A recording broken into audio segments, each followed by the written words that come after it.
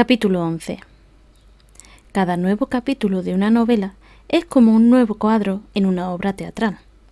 Así pues, lector, al subir el telón, imagínate una estancia en una posada de Millcote, con sus paredes empapeladas, como todas las posadas las tienen, con la acostumbrada alfombra, los acostumbrados muebles y los acostumbrados adornos, incluyendo, desde luego, entre ellos un retrato de Jorge III y el otro del príncipe de Gales. La escena es visible al lector gracias a la luz de una lámpara de aceite colgada del techo y a la claridad de un excelente fuego junto al que estoy sentada envuelta en mi manto y tocada con mi sombrero. Mi manguito y mi paraguas están sobre la mesa, y yo procuro devolver el calor y la elasticidad a mis miembros entumecidos y embotados por un viaje de 16 horas, que son las que medían entre las 4 de la madrugada en que salí de Loughton y las 8 de la noche, que en este momento están sonando en el reloj del municipio de Millcote. No imagines, lector, que mi aspecto tranquilo refleja la serenidad de mi ánimo. Al pasarse la diligencia, yo esperaba que alguien me aguardase. Miré pues afanosa en torno mío mientras me apeaba utilizando los peldaños de la escalerita colocada al efecto para mi comodidad, intentando descubrir algo que se pareciese al coche que sin duda debía conducirme a Thornfield y a oír alguna voz que pronunciase mi nombre. Pero nada semejante se veía ni oía. Interrogué a un mozo de la posada si alguien había preguntado por mi seire, y la contestación fue negativa. No tuve más remedio que pedir una habitación, en la que me ha encontrado el lector en espera de los que debían ir a buscarme, mientras toda clase de dudas y temores poblaban mis pensamientos. Para una joven inexperta es muy extraña la sensación que le produce el encontrarse sola en el mundo, cortada toda conexión con su vida anterior, sin divisar puerto a que acogerse y no pudiendo, por múltiples razones, volver, caso de no hallarlo, al puesto de partida. El encanto de la aventura embellece tal sensación. Un impulso de suficiencia personal la anima, pero el temor contribuye mucho a estropearlo todo. Y el temor era el que predominaba sobre mis restantes sentimientos cuando, pasada media hora, continuaba sola, sin que nadie se presentase a recogerme. Toqué la campanilla. ¿Está cerca de aquí un sitio llamado Thornfield?, pregunté al camarero que acudió a la llamada. ¿Thornfield? No lo conozco, señorita. Voy a averiguarlo en el bar. Desapareció, pero reapareció enseguida. ¿Se apellida usted de Eyre, señorita? Sí.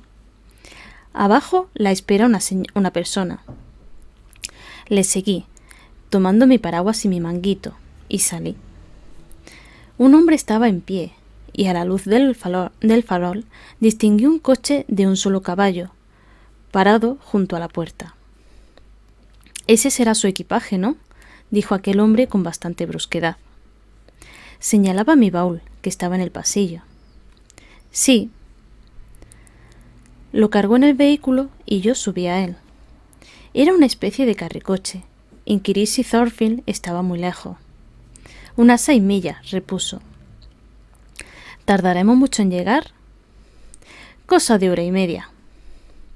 Aseguró la portezuela y saltó al pescante. Partimos.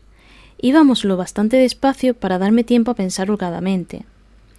Estaba satisfecha de llegar al fin de mi viaje, instalada a mi placer en el cómodo aunque no elegante carruaje. Reflexionaba del modo más optimista posible. A juzgar por el aspecto del criado y del coche, pensaba yo, Mrs. Fairfax es una mujer de pocas pretensiones. Tanto mejor. La única vez que he vivido con personas encopetadas fui muy desgraciada. Quizá la señora viva sola con la niña. Si es así, y si la señora es medianamente amable, haré todo lo posible para que nos entendamos bien. Ahora que, a veces, esos buenos propósitos no son correspondidos. En Lobos sí lo fueron, pero en cambio, mi tía respondía con repulsas agrias a mis buenas intenciones. Esperemos que Mrs. Fairfax no sea como Mrs. Reed. Si lo fuera, no seré yo quien pase con ella mucho tiempo. Me asomé a la ventanilla. Millcote estaba lejos ya. A juzgar por sus luces, era bastante mayor que Lowton. Había muchas casas esparcidas por el campo. La región era distinta a Lowood, más populosa, menos pintoresca, más amenimada y menos romántica. Los caminos eran malos, la noche brumosa. El caballo iba al paso. A lo que parecía, la hora y media se convertiría en 2 horas. Al fin, el cochero se volvió hacia mí y me dijo: «Ya no estamos cerca de Thornfield». Miré de nuevo por la ventanilla. Pasábamos junto a una iglesia. Su torre, achatada, se elevaba hacia el cielo. Divisé una hilera de luces y supuse que era un pueblo o aldea. 10 minutos después, el conductor se apeó y abrió una verja. La atravesábamos y subimos despacio por una pendiente. El coche se detuvo ante la puerta de una casa de la que salía luz por entre los cortinajes de una ventana arqueada. Las demás estaban oscuras. Una criada abrió la puerta. Me apeé y la seguí. «Por aquí, señorita», dijo la muchacha. Me condujo a través de un vestíbulo cuadrado flanqueado de altas puertas hasta un cuarto cuya doble iluminación de fuego y bujías casi me dejó ciega durante un momento, por contraste con las tinieblas en que había estado sumida durante 2 horas. Cuando pude ver, me hallé agradablemente sorprendida por un cuadro atractivo y alegre. El cuarto era pequeño, alfombrado.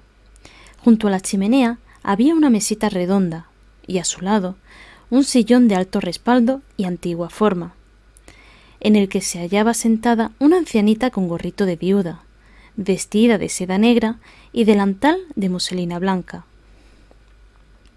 Mrs. Fairfax era tal como yo me la había imaginado, solo que menos altanera y mucho más sencilla. Estaba haciendo calceta y un enorme gato dormía a sus pies. No faltaba detalle alguno para dar la impresión de un hogar tranquilo y confortable. No podía esperarme mejor recibimiento que el que me hizo. Se levantó enseguida y acudió a mí. «¿Cómo está usted, querida? Vendrá aburrida, sin duda. John conduce tan despacio. Acérquese al fuego. Debe usted de sentirse helada». «Hablo con Mrs. Fairfax, ¿verdad?» «Sí, siéntese». Me instaló en su propia butaca y comenzó a quitarme el chal y el sombrero. Le rogué, agradecida, que no se molestara. «No es molestia. Debe usted de tener las manos entumecidas. Prepara algo caliente y un par de bocadillos, Lía. Aquí están las llaves de la despensa». Sacó del bolsillo un gran manojo de llaves y la entregó a la criada. «Acérquese más al fuego, querida», me dijo. «¿Ha traído usted su equipaje?» «Sí, señora». «Voy a ver si lo han llevado a su cuarto», declaró, y salió de la estancia. Me trata como a una visitante, pensé. No esperaba yo tan buen recibimiento. Creía que me acogería con frialdad e indiferencia, pero no nos entusiasmemos demasiado pronto. La señora volvió, quitó la labor y 1 o 2 libros que había sobre la mesa, y cuando Lía trajo lo pedido, ella misma me lo ofreció. Me sentía confundida, viéndome tratada con amabilidad tan insólita para mí, pero notando que Mrs. Fairfax procedía como si aquello fuese cosa corriente. Acepté sus atenciones con naturalidad. «¿Tendré el gusto de ver esta noche a Miss Fairfax?», pregunté. «¿Qué dice, querida? Soy un poco sorda», repuso, aproximando el oído a mi boca. Repetí la pregunta con más claridad. «¿Miss Fairfax? ¿Querrá decir Miss Barnes? Así se apellida su futura discípula». Ah, ¿no es hija suya? No, no tengo familia. Hubiera deseado saber algo más, pero comprendí que era incorrecto hacer excesivas preguntas. Además, lo averiguaría todo más adelante. Celebro, continuó, sentándose a la mesa frente a mí y poniendo al gato sobre sus rodillas, que haya venido usted. No es agradable vivir aquí sola. Por algún tiempo se está bien, porque Thornfield, aunque algo descuidada en estos últimos años, es una hermosa residencia antigua. Pero ya sabe usted que en invierno se siente una muy sola, aun viviendo en el mejor de los sitios, si no tiene con quien la acompañe. Claro que tengo a Lía, que es una buena chica, y a John y a su mujer, que son excelentes personas. Pero al fin y al cabo son criados, y no se puede hablar con ellos de igual a igual. Es preciso guardar las distancias para no perder autoridad ante ellos. El pasado invierno, que fue muy frío como usted sabe, desde noviembre a febrero no vino aquí alma humana, fuera del carnicero y el cartero. A veces hacía que la muchacha me leyese algo, pero la pobre se aburría. En primavera y verano se está mejor. Precisamente, la pequeña Adele Barnes vino con su niñera a principios del otoño. Un niño anima siempre mucho una casa. Y ahora que está usted aquí también, me sentiré completamente satisfecha. Mi corazón se confortaba oyendo la agradable conversación de la digna señora.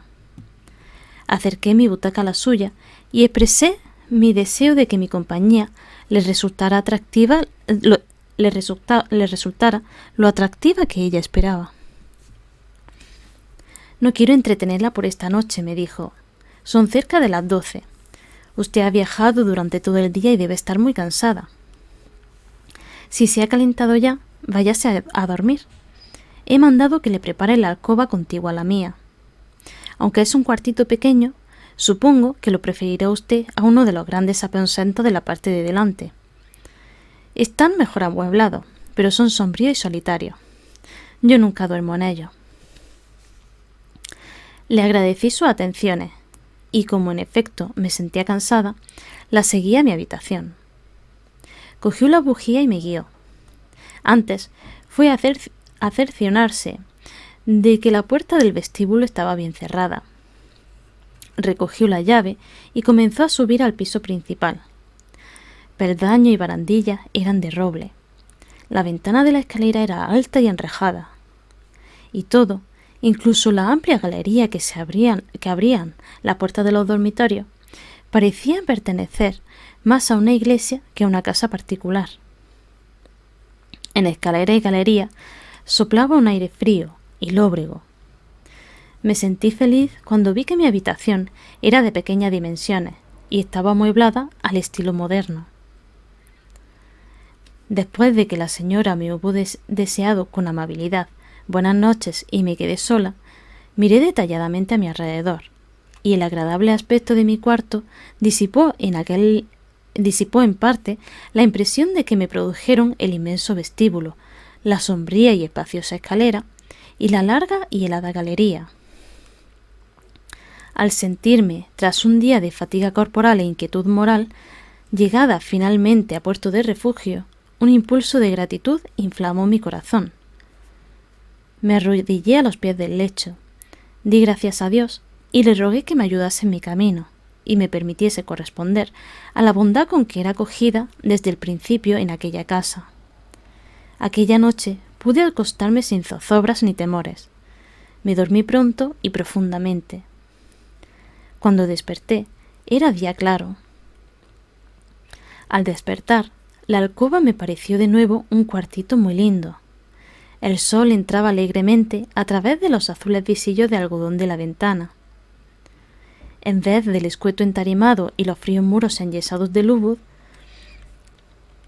mi habitación tenía el suelo alfombrado y empapeladas las paredes. El aspecto externo de las cosas influye mucho en las personas jóvenes. Tuve la impresión de que empezaba para mí una nueva época de mi vida, en la cual las satisfacciones iban a ser tantas como antes las pesadumbres. Sentíame optimista, Parecíame que iba a suceder algo muy agradable, no dentro de un día ni de un mes, pero sí en un periodo indeterminado, en lo futuro. Me levanté y me vestí con el mayor esmero posible. Tenía que ser sencilla en mi atuendo, porque no poseía nada que no fuese sencillísimo, pero me gustaba no dar una impresión de descuido o desaliño, y deseaba parecer tan bien como mi falta de belleza me lo permitía. Con frecuencia lamentaba no ser más hermosa. Me hubiera gustado tener la mejilla rosada, la nariz recta y la boca pequeña y roja. Hubiese querido también ser alta, majestuosa y bien conformada.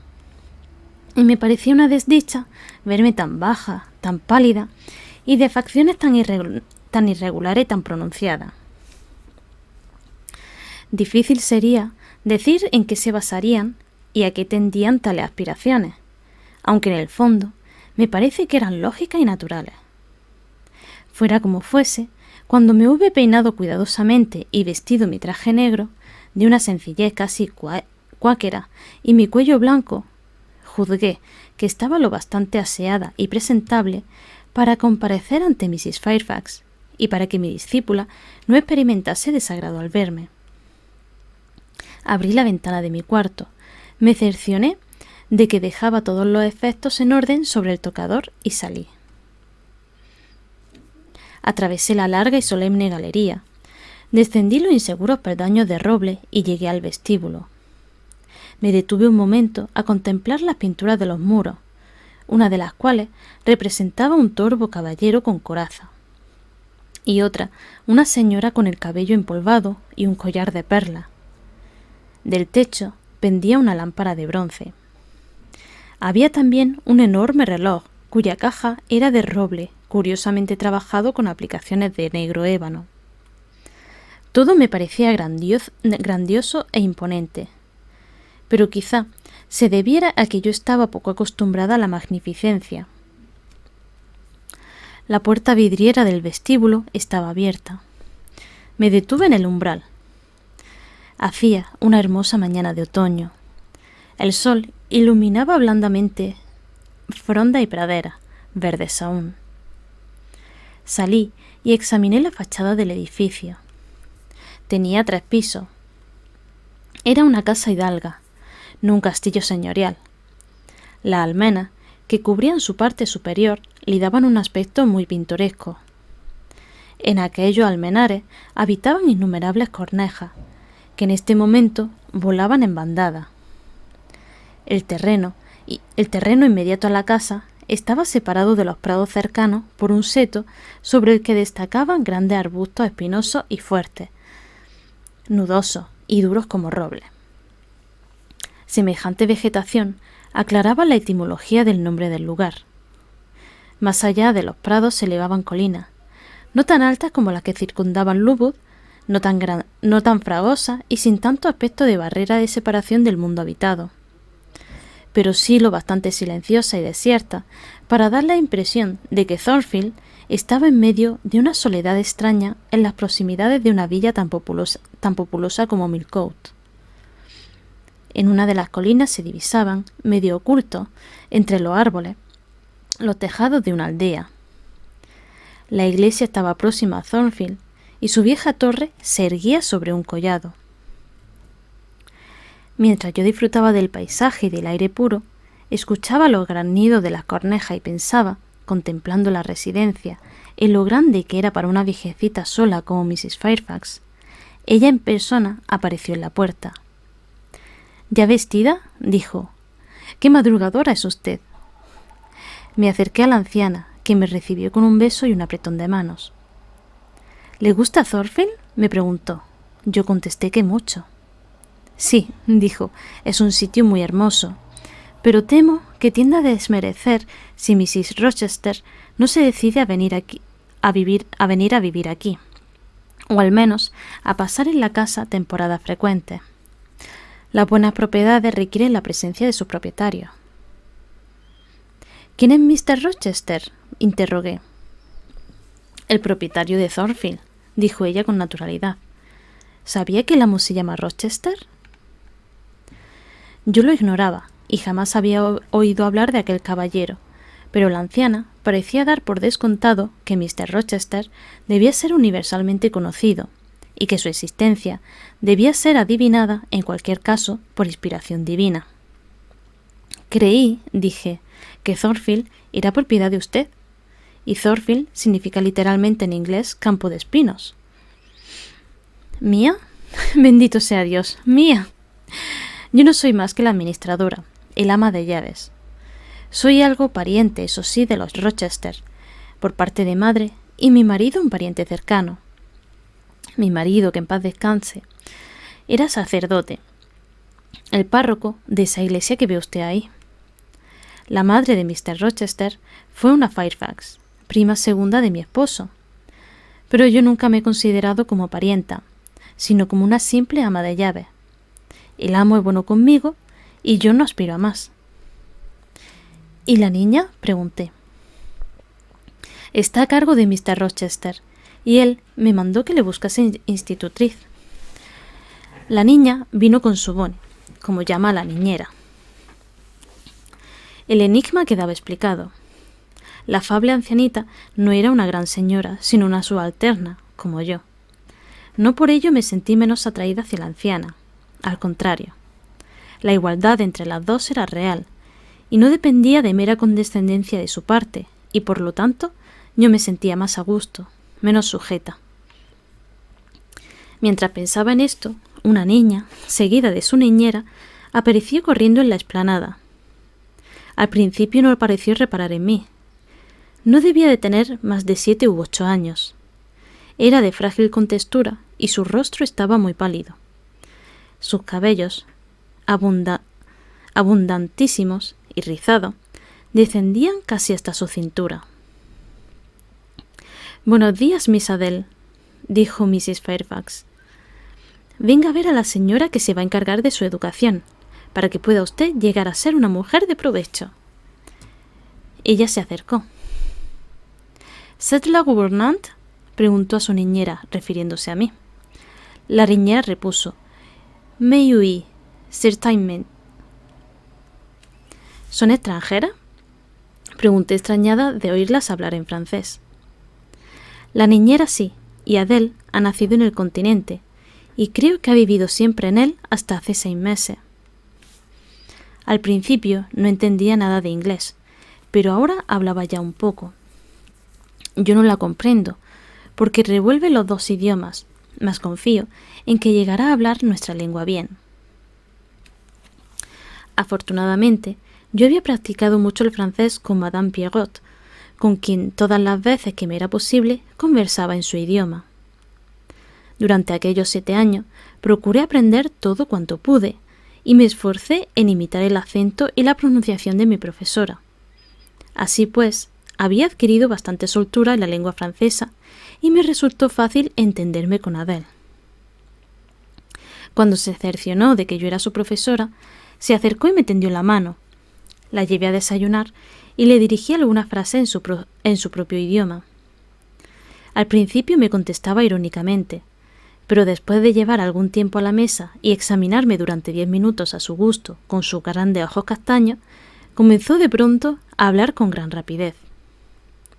«Usted habla en francés también como Mr. Rochester», dijo en su lengua. «Podría hablarla como a él y a Sophie». «Qué contenta se pondrá Sophie. Aquí nadie la comprende. Mrs. Fairfax no entiende más que inglés. Sophie es mi niñera. Vino conmigo por el mar en un barco muy grande que echaba mucho humo, mucho, y yo me puse mala. Y Sophie y Mr. Rochester se tumbó en un sofá, en un sitio que se llamaba el salón, y Sophie y yo en 2 camas pequeñas, en otro lugar. Yo creía que iba a caerme de la mía. Estaba en una pared, como un estante. Y luego, señorita... ¿Cómo se llama usted? Eyre. Jane Eyre. ¿Cómo? No sé decirlo. Bueno, pues el barco se paró por la mañana en una ciudad muy grande, con muchas casas negras y mucho humo. Más fea que la ciudad de la que veníamos. Y Mr. Rochester me cogió en brazos y me llevó a tierra por un tablón, y Sophie detrás. y luego fuimos en un coche a una casa mayor y más bonita que esta. Se llama un hotel. Estuvimos allí una semana, y Sofía y yo íbamos a pasear todos los días a un sitio verde, lleno de árboles, que se llama parque. Allí había muchos niños y un estanque con pájaros y yo les echaba migas. ¿La entiende usted cuando habla tan deprisa?, me preguntó la anciana. Yo la comprendía muy bien, porque estaba acostumbrada a la no menos veloz manera de hablar de Madame Pierrot. Pregúntele algo sobre sus padres, continuó Mrs. Fairfax. Adele, interrogué. ¿Con quién vivías cuando estabas en esa ciudad bonita de que me has hablado? Vivía con mamá, pero mamá se fue al cielo. Mamá me enseñaba a cantar y a bailar y a decir versos. Iban a casa muchos señores y muchas señoras a ver a mamá. Y yo bailaba delante de todos, o me sentaba en las rodillas de alguno y cantaba. Me gustaba mucho. ¿Quiere usted oírme cantar? El desayuno había concluido y yo le permití que me diera una muestra de sus habilidades. La pequeña dejó su silla, se colocó sobre mis rodillas y echó hacia atrás sus cabellos rizados, y levantando los ojos al techo y juntando sus manos ante sí con coquetería, comenzó a cantar una aria de ópera, que versaba sobre las vicisitudes de una mujer abandonada por su adorador, y que, apelando a su amor propio, se presentaba una noche, ataviada con sus mejores galas, en un baile al que asistía también el pérjuro, para demostrarle, con la alegría de su aspecto, lo poco que el abandono le afectaba. El tema me pareció muy poco apropiado para un cantar infantil, por mucho que reconociese que la gracia consistía precisamente en que fueran los labios infantiles los que profirieran tales amargas quejas de amor. No por ello dejaba de parecerme una cosa de muy mal gusto. Adele cantó con bastante buena entonación y con toda la inocencia propia de su edad. Acabado el cantar, saltó de mis rodillas y dijo: «Ahora voy a recitar versos». Y, adoptando una actitud adecuada, comenzó. Y declaró la fábula con un énfasis, un cuidado y una voz y unos ademanes tales que demostraban a las claras lo mucho que le habían hecho ensayar aquella recitación. «¿Te enseñó tu mamá esos versos?», pregunté. «Sí, me acostumbró a poner la mano, así al decir: «Quoi savez-vous, doc? Lui dit un des rats, parlent». ¿Quiere ver cómo bailo? No, ahora no. Después de que tu mamá se fuera al cielo, como tú dices, ¿con quién fuiste a vivir? Con Madame Frederick y su marido. Se encargaron de mí, pero no eran parientes míos. Me parece que deben ser pobres, porque su casa no es tan bonita como la de mamá. Pero estuve poco tiempo con ellos. Mr. Rochester me preguntó si me gustaría ir a vivir con él a Inglaterra, y dije que sí, porque yo conocía a Mr. Rochester antes que a Madame Frederick, y me regalaba vestidos y juguetes, y era muy bueno conmigo. Pero no ha cumplido lo que me decía, porque me ha traído aquí y se ha ido, y a lo mejor no volveré a verle jamás. Adele y yo pasamos a la biblioteca. La actual, por orden expresa de Mr. Rochester, debía servir de cuarto de estudio. Casi todos los libros estaban guardados bajo llave en estanterías protegidas por cristales, pero había sido dejado fuera un volumen que contenía las nociones elementales de primera enseñanza y varios volúmenes de literatura amena, poesía, biografía, novelas, viajes. Supuse que Mr. Rochester, al sacar aquellos libros, pensó que bastarían para llenar las necesidades de lectura de la institutriz, y en efecto, por el momento, me satisfacieron bastante. Comparados con el escaso surtido de lecturas que estaba acostumbrada en Lowood, todos los libros me parecieron un abundante arsenal de instrucción y entretenimiento. En la misma habitación había un piano muy bien afinado, un caballete y otros útiles de pintura y 2 esferas terráqueas. Mi discípula era dócil, aunque poco aplicada. No estaba acostumbrada a un trabajo organizado. Consideré imprudente sobrecargarla al principio, así que, después de hablarle mucho y enseñarle solo un poco, la llevé con su niñera. Todavía no era mediodía y resolví emplear el tiempo en dibujar algunas cosas para uso de la niña. Cuando subí a coger papeles y lápices, Mrs. Fairfax me llamó. «Supongo que habrá ya terminado sus horas de clase», me dijo. Hablaba desde una estancia cuyas puertas estaban abiertas. Entré. La habitación era amplia y magnífica, con silla y cortinaje rojo, una alfombra turca, zócalos de nogal, un gran ventanal con vidrieras de colores y un techo muy alto decorado con rica moldura. La anciana estaba quitando el polvo de algunos magníficos jarrones que había sobre el aparador. Yo no había visto nunca nada tan majestuoso. No pude por menos de exclamar: «¡Qué habitación tan hermosa!». «Sí, es el comedor. He venido a abrir la ventana para que se ventile un poco, porque los cuartos cerrados toman un olor muy desagradable. Aquel salón huele como una cueva». Señalaba un arco situado frente a la ventana y cubierto por un gran cortinón, descorrido en aquel momento. Lancé una ojeada al interior. Era un saloncito, seguido de boudoir. Ambos estaban cubiertos de suntuosa alfombra blanca adornada de guirnaldas de flores. Los artesonados eran blancos también y representaban uvas y hojas de vid. En contraste con aquellas blancas tonalidades, la otomana y divanes eran de vivo carmesí. Vasos de centelleante cristal de Bohemia, color rojo rubí, ornaban la chimenea, de pálido mármol de Paros, y grandes espejos colocados entre las ventanas multiplicaban la decoración, toda nieve y fuego. «¡Qué ordenados tiene usted estos cuartos, Mrs. Fairfax!», dije. «Ni una mota de polvo. A no ser por el olor a cerrado, se diría que están habitados continuamente». «Es que Miss Eyre, aunque Mr. Rochester viene pocas veces, cuando llega lo hace siempre de improviso. Y como he observado que le disgusta mucho no encontrar a punto las cosas, procuro tenerlo todo siempre dispuesto por si se presenta pronto». «¿Entonces Mr. Rochester es un hombre escrupuloso de esos que se fijan en todo?». «No, no es así precisamente, pero es un hombre de gustos y costumbres muy refinados, y quiere que todo responda a ese modo de ser suyo». «¿Le aprecia usted? ¿Le aprecia la gente en general?». «Sí, su familia aquí ha sido siempre muy estimada. Casi todas las tierras de la vecindad, hasta donde alcanza la vista, pertenecen a los Rochester, desde tiempo inmemorial». «Yo no me refiero a las propiedades. ¿Le estima usted, aparte de eso, por sus cualidades personales?». «Claro que le estimo, como es mi obligación. Los colonos dicen, por su parte, que es un señor justo y generoso, pero le conocen poco porque no ha vivido apenas entre ellos». «Me refería más bien a su carácter. ¿No tiene algún rasgo peculiar?».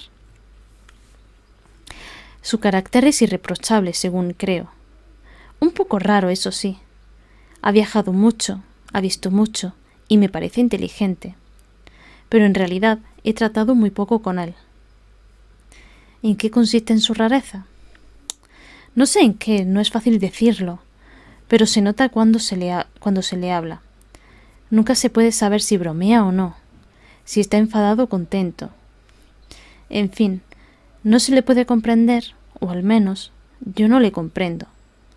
Por lo demás, es un amo admirable». Esto fue cuanto me contó la anciana respecto a nuestro patrón. Hay personas que tienen la propiedad de no saber describir en absoluto los caracteres de las otras, y Mrs. Fairfax pertenecía sin duda a esa clase de gente. A sus ojos, el señor Rochester no era más que Mr. Rochester, esto es, un caballero y un propietario. A juicio de ella, sobraba toda otra averiguación. Se encontraba evidentemente sorprendida de mis preguntas. Salimos del comedor y me propuso mostrarme toda la casa. Subimos y bajamos escaleras, entramos en habitaciones y más habitaciones. Yo admiraba lo bien arreglado que todo se hallaba. Los aposentos de la parte de delante eran muy espaciosos. Los cuartos del tercer piso, oscuros y bajos de techo, interesaban por su aspecto de antigüedad. Se notaba que a medida que las modas fueron evolucionando, los muebles de los pisos principales habían sido transportados al tercero. A la escasa luz que entraba por las ventanas angostas, distinguíanse camas inmensas, antiguos arcones de roble o nogal, con cabezas de querubes y complicados dibujos en forma de palmas sobre las tapas.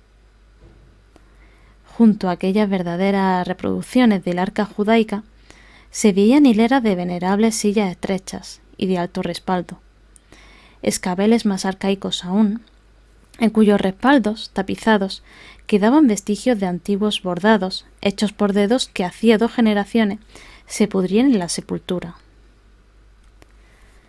Semejantes objetos, fuera de uso, daban al tercer piso de Thornfield el aspecto de una casa de antaño o de un almacén de reliquias. El melancólico silencio de aquella estancia me agradaba, pero seguro que no hubiera dormido tranquila en uno de esos enormes lechos vacíos, cerrado alguno como armario, con enormes puertas de nogal, cubiertos por antiguas cortinas a la inglesa, con extraños bordados que representaban no menos extrañas flores, extraños pájaros y otras 1000 y 1000 raras figuras, sin duda de aspecto temeroso por la noche, cuando las iluminase la pálida y triste luz de la luna filtrándose por las ventanas. ¿Duermen en estos cuartos los criados?, pregunté. No, en estos de aquí no duerme nadie. La servidumbre habita en otros, al extremo del pasillo. Seguro que si Thornfield Hall hubiera un fantasma, su guarida estaría por estos rincones. Eso creo yo. ¿No tienen ustedes fantasma? Nadie ha oído hablar de él, repuso la anciana sonriendo. ¿Tampoco hay leyendas que se refieran a cosas de ese estilo? Creo que no. Se dice que en sus tiempos los Rochester eran una raza de gentes más bien violentas que pacíficas. Quizás sea en virtud de tal razón por lo que duermen tranquilos en sus tumbas. Hartos de turbulencia reposan tranquilos, ¿no? Comenté. ¿Y a dónde me lleva usted ahora?, añadí, viendo que se preparaba a salir. Arriba de todo. ¿No quiere ver el panorama que se domina desde lo alto? Subimos a los desvanes por una estrecha gradería y luego, siguiendo una escalera de mano y una claraboya, alcanzamos el tejado del edificio. Pude ver claramente el interior de los nidos de las aves entre las almenas. Los campos se tendían ante nosotros. Primero, la explanada contigua a la casa, después las praderas, el bosque seco y pardo, dividido en 2 por un sendero, la iglesia, el camino, las colinas, todo ello bañado por la luz suave de un sol otoñal y limitado por un horizonte despejado y azul. Cuando retornamos y pasamos la claraboya, me encontré en tinieblas. El desván me parecía oscuro como una mazmorra, en comparación a la espléndida bóveda diáfana que un momento antes me cubría, y bajo la que se alargaba la brillante perspectiva de praderas, campos y colinas de que Thornfield era centro. La anciana se detuvo un momento para cerrar la claraboya. Mientras tanto, yo descendí la estrecha escalera que conducía al pasillo que separaba las habitaciones delanteras y traseras del tercer piso. Era un corredor angosto, bajo de techo, oscuro, con solo una ventanilla en su lejano extremo y con 2 hileras de puertecillas negras a ambos lados, como los pasillos del castillo de Barbazul. De pronto, escuché el sonido que menos podía figurarme oír en tal lugar. Una risotada. Una extraña risotada aguda, penetrante, conturbadora. Me detuve. El sonido se repitió, primero apagado, luego convertido en una estrepitosa carcajada que despertó todos los ecos de las solitarias estancias. Oí a Mrs. Fairfax descender las escaleras. Le pregunté, ¿Ha oído usted esa risa? ¿Qué es? Alguna de las criadas repuso. Quizá Grace Poole. ¿Pero la ha oído usted bien? Volví a preguntar. Sí, muy bien. Es Grace. La oigo a menudo. Una de estas habitaciones es la suya.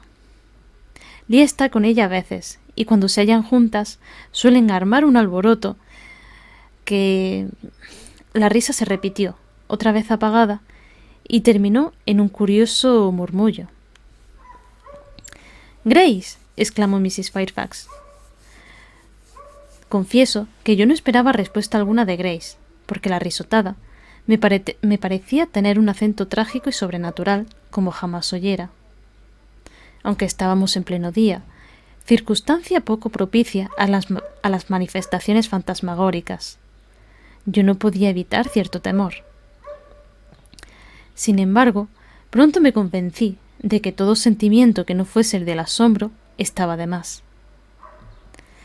Se abrió la puerta más próxima y salió de ella una criada, una mujer de 30 a 40 años, de figura maciza, de rojos cabellos, de cara chata.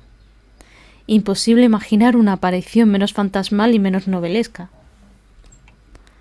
—No haga tanto ruido, Grace —dijo la anciana—. Recuerde mis órdenes.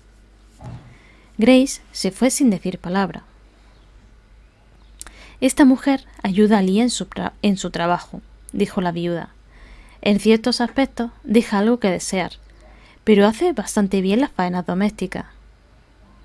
Y dígame, ¿qué le parece su nueva discípula? La conversación, así derivada hacia Adele, continuó hasta que alcanzamos la agradable y luminosa regiones inferiores. Adele, que se nos reunió en el vestíbulo, exclamó: «La comida está en la mesa, señoras», y añadió: «Tengo mucho apetito». La comida, en efecto, se hallaba ya a punto en el gabinete de Mrs. Fairfax.